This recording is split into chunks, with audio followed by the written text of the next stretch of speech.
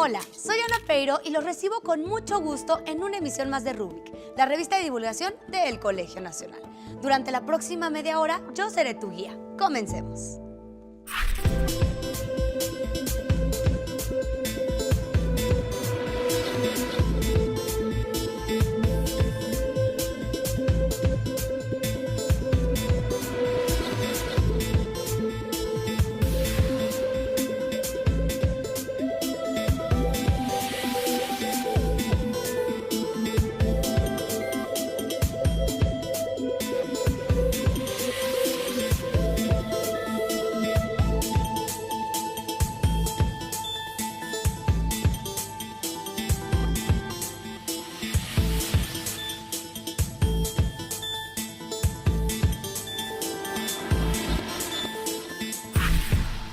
Hoy en Rubik conoceremos la vida y obra del biólogo y educador Isaac Ochoterena.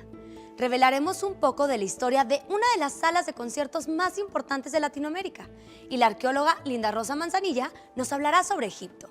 Esperamos que con lo que preparamos para ti descubras que las ciencias, vistas desde el ángulo adecuado, son tan apasionantes y entretenidas como las redes sociales, a través de las cuales puedes enterarte de cada actividad en el Colegio Nacional. Arranquemos el programa con la charla del astrónomo Luis Felipe Rodríguez sobre la física de la película Interestelar.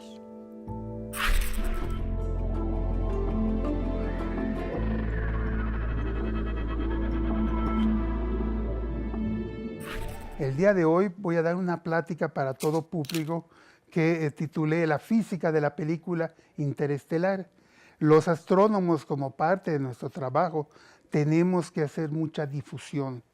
Los productos de la astronomía no necesariamente encuentran aplicación inmediata en la vida cotidiana, y una de las cosas que nos justifica socialmente es explicarle al público estos escenarios maravillosos que deducimos de nuestras observaciones y de nuestro trabajo, y que pues nos hacen ver que hay un universo muy rico allá afuera de lo que pasa en nuestra Tierra.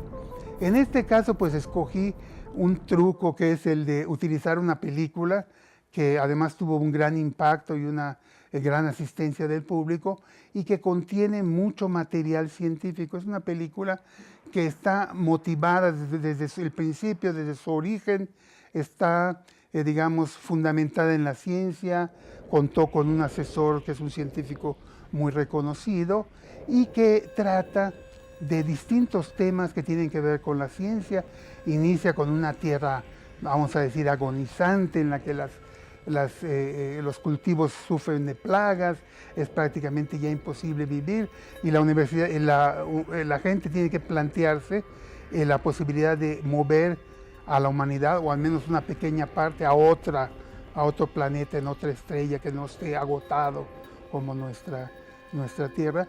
Y pues la aventura empieza ahí, cómo van a ser estas personas para viajar y llegar a un lugar muy remoto, donde está la promesa de que podría haber planetas habitables.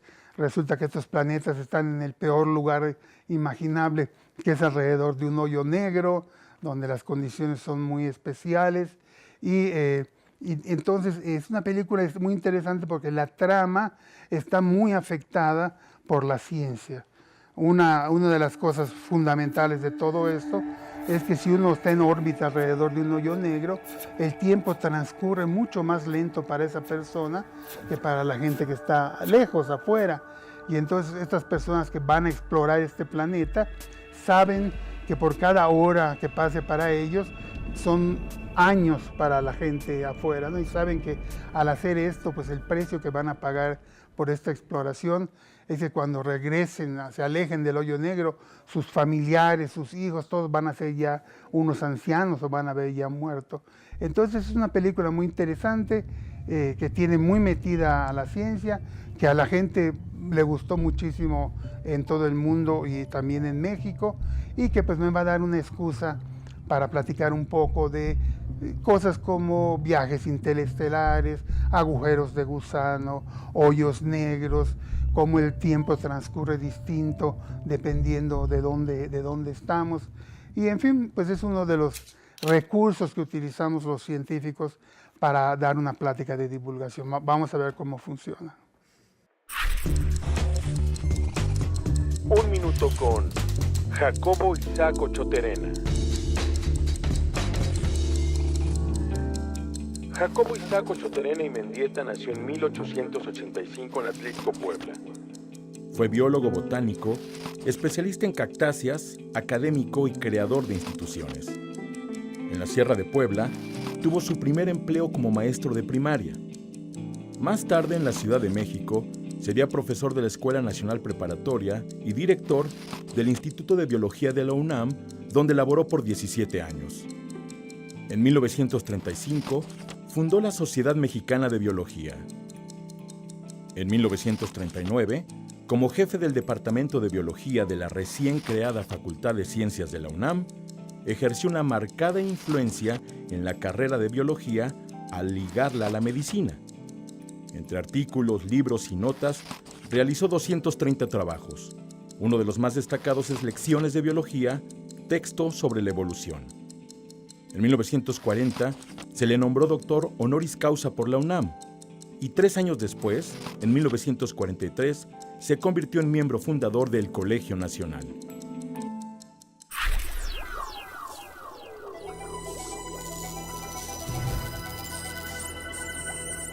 Mucha gente me pregunta qué es eso de la complejidad. Y yo les contesto que no quiere decir complicado. Complejidad viene de plexus, en latín, que quiere decir imbricado, pegado, junto. Y que tiene que ver con el hecho de que realmente hay problemas en los que no se pueden separar los distintos aspectos que tiene. Yo, como les decía, trabajé en física nuclear, donde podíamos aislar a los núcleos y estudiarlos por sí mismos. En la complejidad, que viene de hecho de un complejo de elementos diferentes, no se puede hacer eso. Y tal vez la mejor manera de explicarlo, qué es la complejidad, es considerar un estanque en la selva. En ese estanque hay fauna, flora, de muy diversos tipos, empezando por el plancton, que es microscópico, los microbios, las bacterias, las lagartijas, los peces, los mamíferos que llegan a beber ahí, las plantas, los árboles que caen, las hojas, etc. Y este sistema no permite estudiar, por ejemplo, solamente a los peces, sino que está todo engarzado, está todo conectado con los demás sistemas vivos que están ahí. Entonces, si por ejemplo derramáramos un tóxico que solo afectara, en principio, a el plancton, que es alimento para los microorganismos y demás, esto no se quedaría ahí, sino que provocaría una cadena de consecuencias muy grande, como lo hace en un sistema ecológico. Es decir, esto afectaría a los animales que consumen el plancton y esto a los que consumen a ellos, etc. Y se formaría o se daría lugar a un gran desbalance, que es lo que nos está pasando mucho en la Tierra. Entonces, la complejidad tiene que ver con este entrelazamiento de las distintas áreas de estudio. Un caso muy interesante es precisamente el de la diabetes. La diabetes, la mayor parte de la gente cree que es un problema médico exclusivamente, pero no. En realidad la diabetes es un problema de pobreza, es un problema social, es un problema de educación, por lo que uno come, lo que uno debe comer o no debe comer, de posibilidades, es un problema económico. Y tenemos que analizar el problema de la diabetes en México, que por cierto tenemos el primer lugar en el mundo ya, nada de qué enorgullecernos, a través del trabajo conjunto de muy distintas especialidades. Así como en el estanque tenemos que invitar a gente que sepa de los peces, del plancton, de las pequeñas lagartijas o de los pequeños insectos, etcétera, etcétera. También aquí tenemos que invitar a los sociólogos, a los economistas, desde luego a los médicos, a los biólogos, a los educadores, a trabajar juntos en ese problema y crear herramientas, que es lo que hacemos aquí, de trabajo novedosas para poder atacar este problema de manera sistemática. Y esto ha sucedido y tenemos ejemplos de éxito que espero poder charlar con ustedes un día con más profundidad. El doctor Alejandro Frank ha tenido la oportunidad de interactuar con un gran número de ciencias y, como vimos, resalta la importancia de estudiar las problemáticas de manera interdisciplinaria para lograr mejores resultados. No olvides que en nuestras redes sociales encontrarás más información sobre este investigador, además de nuestra agenda de actividades. Antes de irnos a una breve pausa, recuerda que en YouTube encontrarás todo lo que hemos realizado para ti: programas, cápsulas, documentales y, por supuesto, las conferencias de los miembros del Colegio Nacional. Ya regresamos. ¿Sabías que? ¿Sabías que hay solo 2 investigadoras en activo ocupando una silla como miembros del Colegio Nacional? Actualmente, las investigadoras María Elena Medina Mora y Linda Rosa Manzanilla ocupan una silla como miembros del Colegio Nacional. La primera ingresó en 2006 y la segunda en 2007.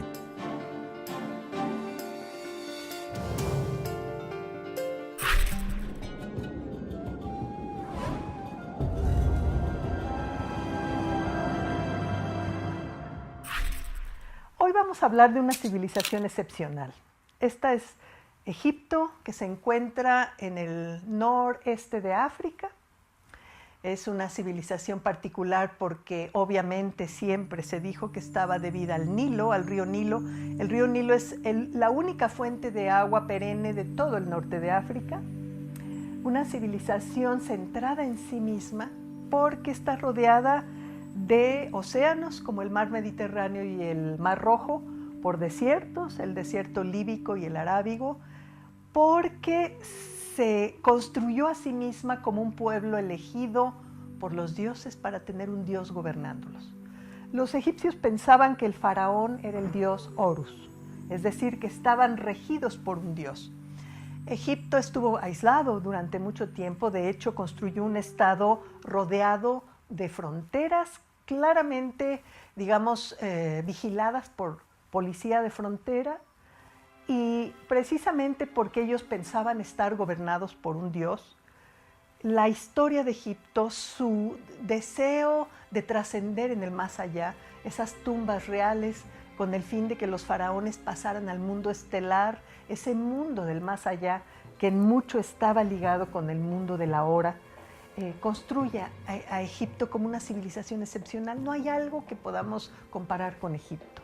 Es un caso único de civilización compleja, centrada mucho en la religión y sobre todo en el ámbito del más allá.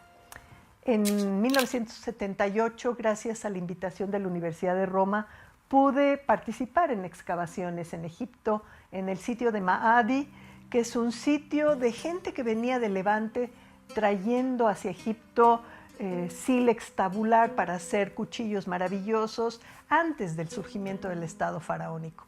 El Estado faraónico surge cuando el grupo del sur de Egipto, que se llama el Valle o el Alto Egipto, conquista al grupo del norte o del Delta. Es decir, el Estado faraónico surge por la conquista de un grupo sobre otro.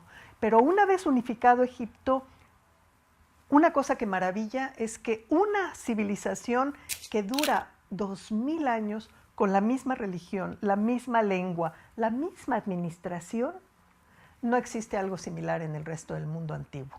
Entonces, el hecho de entender el Estado faraónico fue, digamos, cómo se forma ese Estado, cómo de sociedades aldeanas, cacicales, se llega a un Estado tan particular como el egipcio, fue el tema de mi tesis doctoral en la Sorbonne.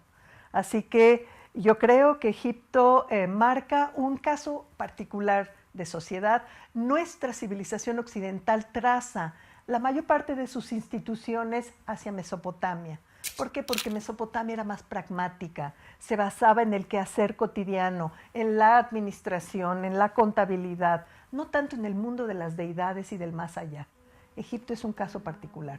Los griegos, cuando llegaron a Egipto, no entendieron la manera de pensar de los egipcios. Por eso llamaron a esa religión misterios de Isis, misterios de Hermes, lo hermético, lo cerrado, lo incomprensible.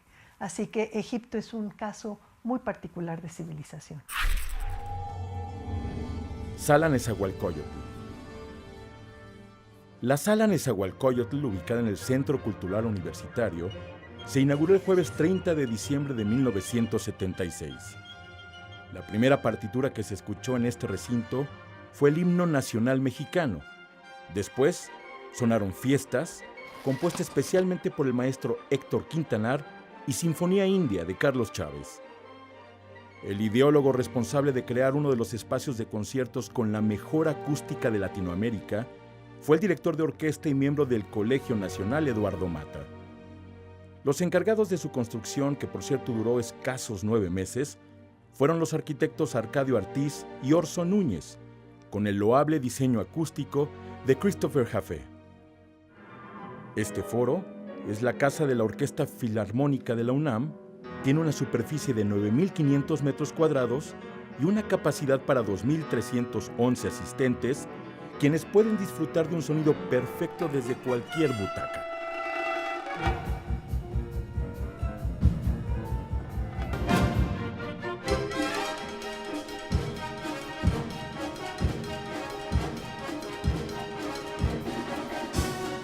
En 40 años de existencia, el mayor logro de la Sala Nezahualcóyotl es promover la música de concierto de primer nivel y adaptarse a la modernidad en beneficio de la comunidad universitaria y de la sociedad en general. Tiene precios accesibles, su programación anual incluye estrenos nacionales e internacionales de agrupaciones como las Filarmónicas de Viena, Israel o Nueva York, festivales de jazz, conciertos sinfónicos de homenaje como el de Queen o The Beatles, y presentaciones de música popular como Saúl Hernández, la Sonora Santanera o Natalia Lafourcade. Nezahualcóyotl proviene del náhuatl y quiere decir coyote en la luna. Este fue el nombre de un monarca mexica de Texcoco. La Sala Neza, como también se le conoce, es uno de los sitios de la Ciudad de México que debes visitar por lo menos una vez en la vida. Y con toda la información que vimos, seguro podrás apreciar mucho mejor este espacio. ¿Sabes qué otra experiencia no te puedes perder? Las conferencias concierto en las instalaciones del Colegio Nacional. Aunque si no puedes venir, recuerda que se transmiten por internet. Rubik sigue, así que vamos con Fernando Martín Velasco y su sección El Libro Negro.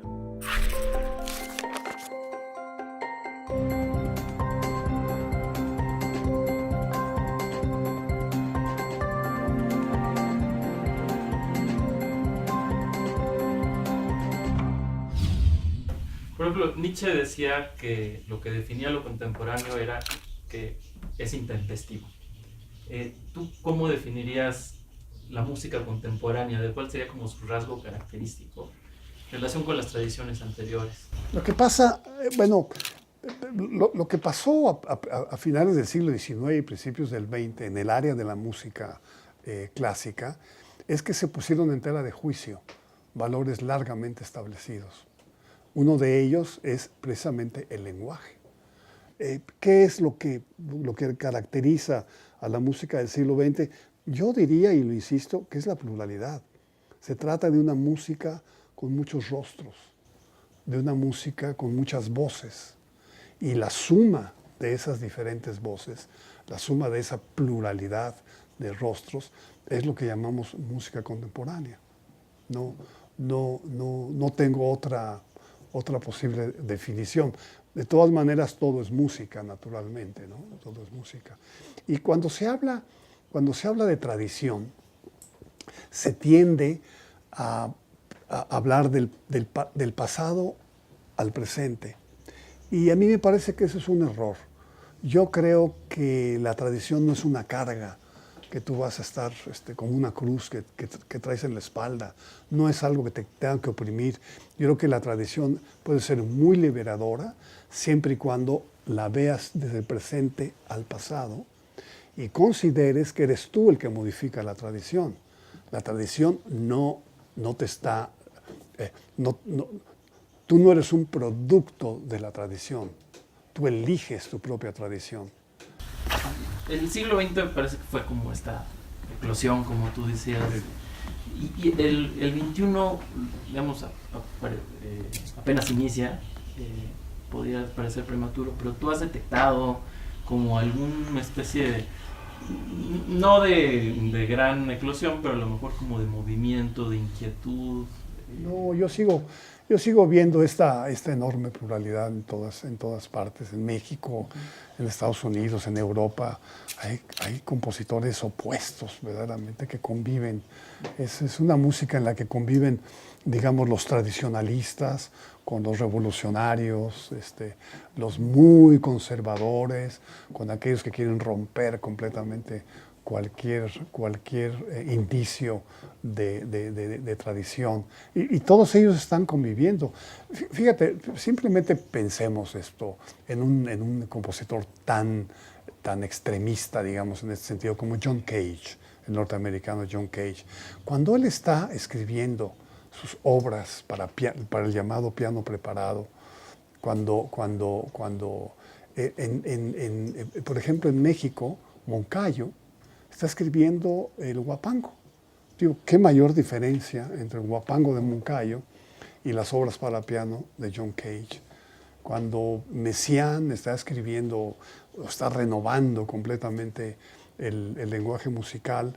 Hombre, Gershwin está escribiendo comedias musicales en Broadway y unas canciones hermosísimas que son muy fácilmente de escuchar porque son tonales. Simplemente pongo estos ejemplos para darme cuenta de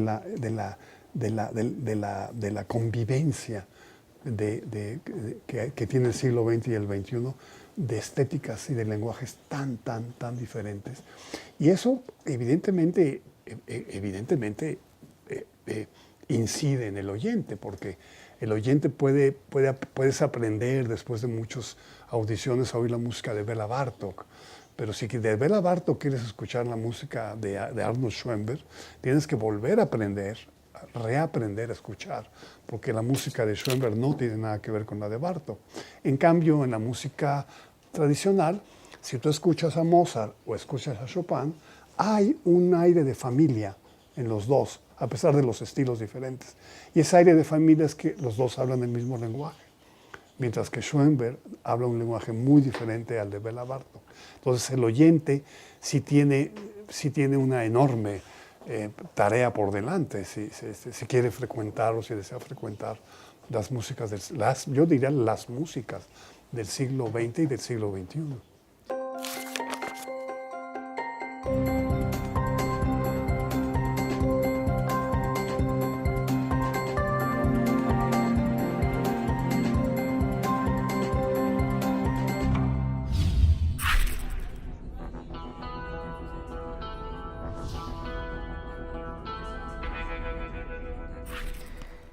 En este aspecto del lado social de las lenguas, pues tienen un papel muy importante los diccionarios.